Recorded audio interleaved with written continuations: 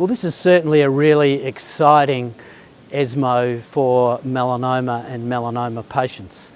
It seems that we've had a series of positive studies with high impact publications coming out in melanoma in recent years with this joint movement forward of both targeted therapies and immunotherapies into standard clinical practice.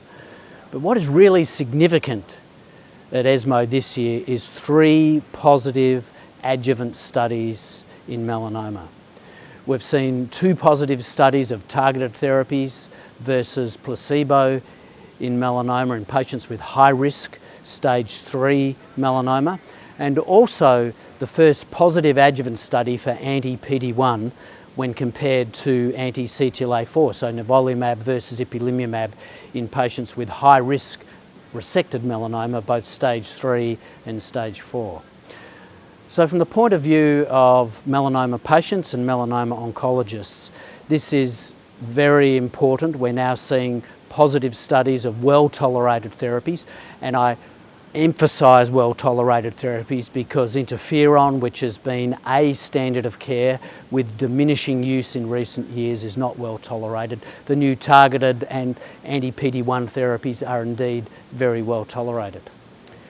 The other thing I would comment on about the melanoma studies is that these studies, in particular the study of nivolumab, anti-PD-1 compared to anti-CTLA-4, is the first positive adjuvant study for an anti-PD-1 agent that clearly this class of therapies is revolutionising oncology.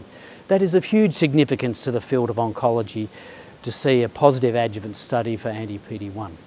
Where do I think these studies may be leading us? I think this is what's really exciting, because we may be able to reduce the total mortality from the disease of melanoma with these new systemic therapies. Not just in the advanced disease setting, perhaps even more promising now, seeing substantial benefits in the adjuvant setting. We may be able to reduce the total mortality from the disease of melanoma with these drug therapies. I think that's great news for patients.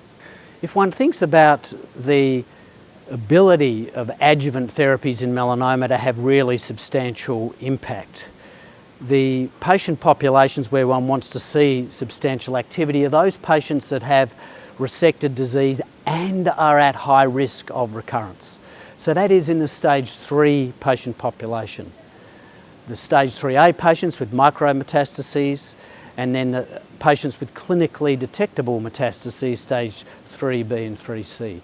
The fact that these adjuvant studies are positive in those stage 3 patients means that we can have real impact on patient mortality going forward, particularly when one thinks about the ability of salvaging patients that do not respond in the adjuvant setting with therapies in the advanced disease setting. So I'm very hopeful for the future for melanoma patients that no longer will having a diagnosis of metastatic melanoma be associated with almost inevitable poor outcome.